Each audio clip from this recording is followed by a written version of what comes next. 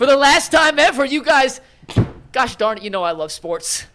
I love them so much. I never want them to stop. But as the playoffs wind down, we get fewer and fewer games, and the sports just aren't sportsing like I want them to.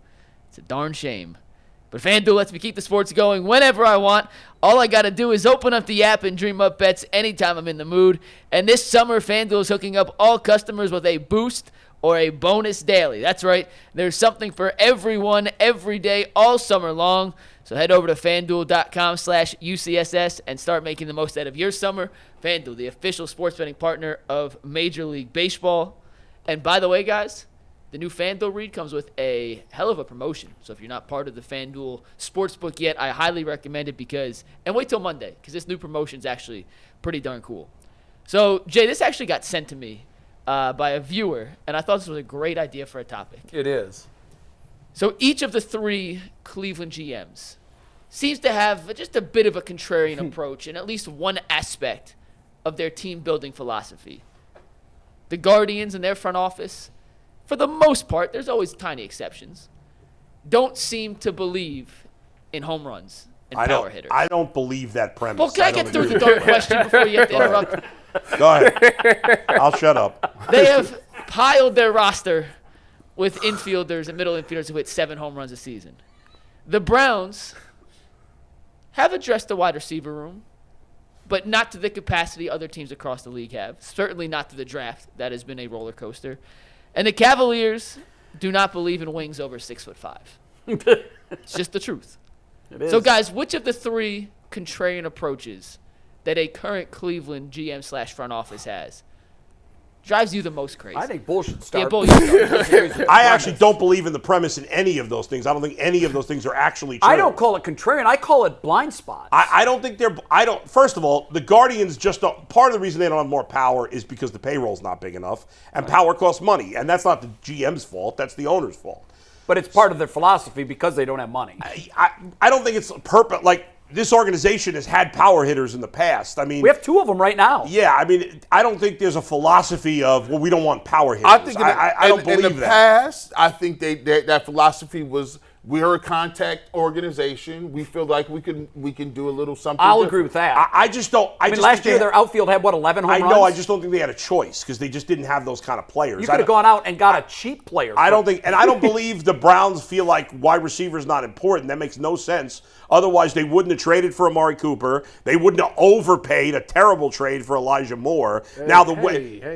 It's a terrible trade at this point. They gave up a second.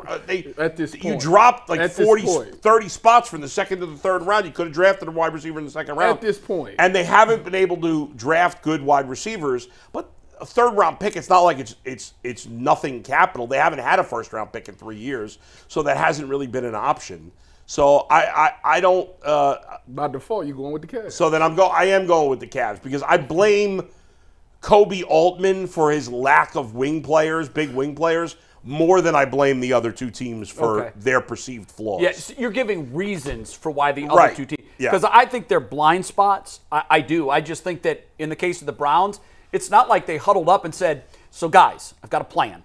We're going to be good everywhere. We're going to have trash wide receivers. Right. Ready? Break. I don't think but I think their blind spot is they can't recognize the talent when they see it at the collegiate level. So at this point, they haven't been able to at all. And so that is their blind spot. And that drives me more nuts because it is such a pivotal position in the NFL. So for me, it would be the Browns' blind spot at wide receiver. Man, this is easy. It is, because I would. I mean, at least Andrew Berry is like, okay, we'll get Amari Cooper. They spent the money. They spent money on Jerry Jeudy and extended him, right? They tried it with Elijah Moore. Just because you ain't good at something don't mean you ain't trying, right? So at least that's off the table for me. Okay. Now, the Guardians, I'll give them credit. At least they brought up Noel. They've been trying to find some power bats. They just went and got your boy Lane in the outfield. They got a couple of people that they've been bringing up that has some power, Schneeman and all those other guys, and they already had Naylor and Ramirez. So at least they are trying to fulfill that obligation. Now the Cavs is just funny style. The fact that you understand that Max Strus is 6'4", you know that he ain't getting no taller. They know it. and they ran it back and continuously try to just ram that down your throat, beat your ears up, say, "Oh my goodness, we running." How could you run that back and there's Jason Tatum walking around? If you don't got that position, you're dead in the water. Yeah, it's pretty crucial. And not only did they not address it internally, they've done nothing to go get anybody. And then they gave out a bunch of money. They gave out a bunch of Halloween candy to the kids coming at the door, and just said, "We're done, but don't come back for Christmas because you got Halloween candy." No, that's not the way. It's a wrap. It's easy to Cavs because they've done nothing, and they like what they got too. They tell you. I love it. Well, the Browns like what they have at wide receiver. I wholeheartedly agree with G on this one. It's definitely the Cavaliers. And it's not the fact that they didn't address it. I feel like time after time, when it started with Colin Sexton, you had Colin, you drafted a point guard. The next draft, you draft another point guard. Same thing. Then the next draft, you draft a shooting guard. What are you doing? Why are you not thinking about getting anybody taller? You getting all of these guards that's short. Then they finally drafted a guy who's tall, but he can't shoot. Now he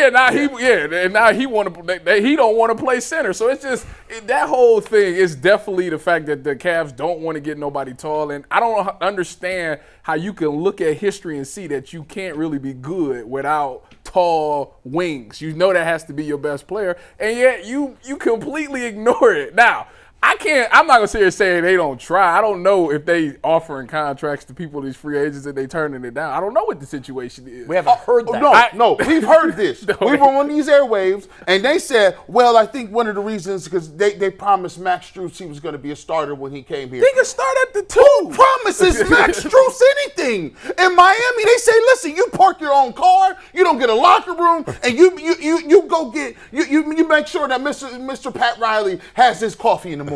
You talk about giving Max Strus a starting job, and he coming and running the back. Is he really Pat Riley's coffee gopher? Listen, I don't know, man. It was him or Jimmy Butler. I thought saying Jimmy Butler was disrespectful. I wasn't Pat Riley. You're right. I think maybe I looked at this as more global. I looked at it in the history of the franchises because really all three of these apply.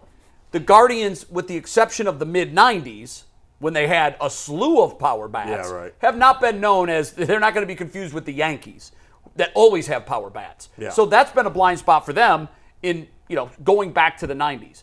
The wide receiver position for the Cleveland Browns may be one of the most glaring, huge weaknesses, not just for one regime, but for an entire franchise. All time.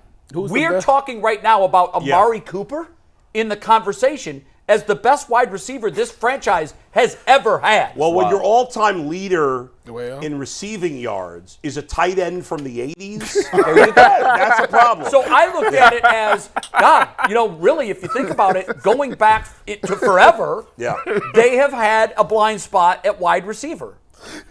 Forever. Yeah, they've never. And the Cavs have had some good wings in their time, but you go back and you look at the list of great Browns wide receivers, you got to go to Paul Warfield. You got to go to Amari Cooper. Max Speedy, Gary Collins. I mean, Josh. Come on, man. Was they throwing the ball in there? Gary Collins. Wow. Really. I mean, they were, but. Back then, quarterbacks were still. Josh Gordon is like a top 5 Browns wide receiver. He had 1 year. Quarterbacks. It's been a problem for the Browns forever. Quarterbacks were still falling back vertically like this. And they were kicking field goals. It was Flintstones football back then. That was horrible. Yeah, I was like, what? How do you roll out of the pocket doing this? So it literally might be, like, in all of sports. Yeah. It's terrible. It might be one of the most glaring weaknesses at a key position I'm trying to that think any of franchise has ever had. Bears quarterback is very good. Now we're talking. Which is even worse than Browns quarterback. Yeah. And Browns quarterback, believe it or not, I think is better than Browns wide receiver. It is, without question it is. Yeah. But Bears quarterback, their best quarterback ever is probably Jay Cutler, who was not very good. Right. I mean, the one that's had Super Bowl success was Jim McMahon, and they won in spite of Jim McMahon. Yeah, he wasn't like, very go look good. at his numbers the year they won the Super Bowl in '85. Rex Grossman took him to the Super Bowl.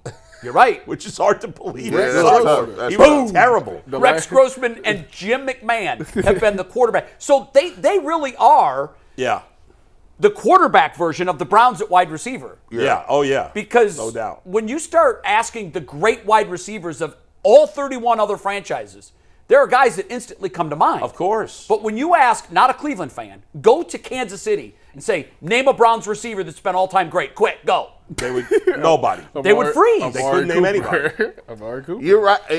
And just doing a scan in my mind, I'm trying there to is no running back. No. For who? Like Oh, the Browns? when you Every say- team has had a great running back. Every team has had a great running back.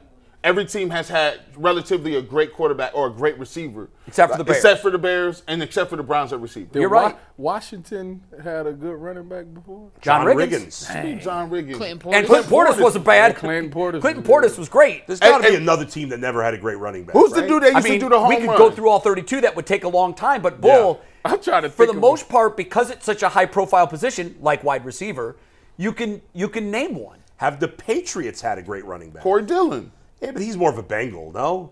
Corey Dillon I had think, but he I played- think Corey Dillon with the Patriots. Yeah, Plus, I do too, and he- LeGarrette Blount was not an all-time great, but He his scored a moments lot in of the Super Bowls touchdowns. were, yeah. Curtis Yeah, no. Martin.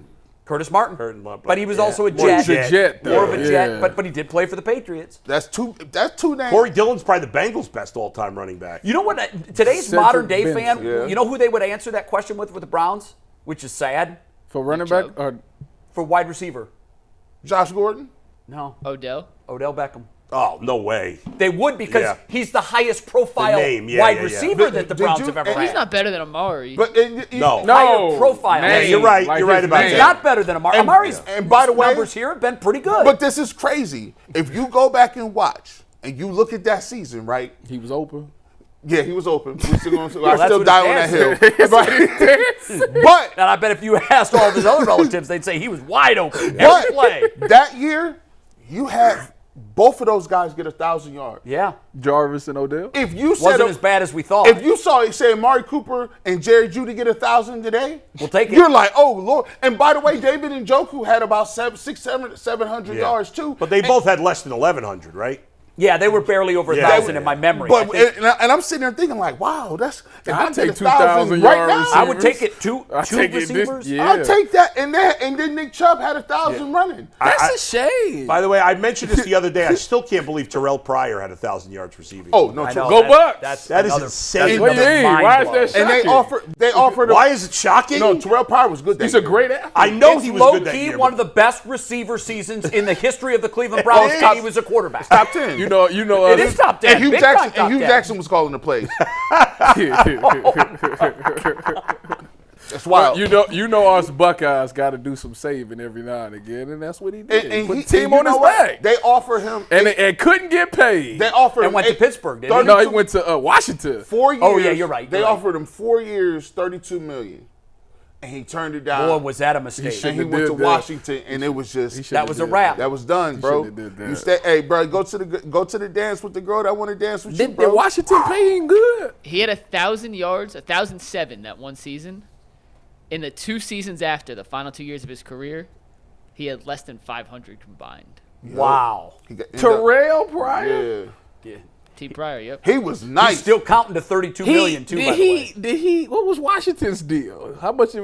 I think he got hurt, if I'm not mistaken, one of those 2 years. He got hurt in Washington, and He then played 9 games that first year in Washington, and then in 2018, Yeah. But he signed. he there. signed, he All right, signed with the guys. Jets and had 6 games with the Jets, then played 2 games with Buffalo that year. My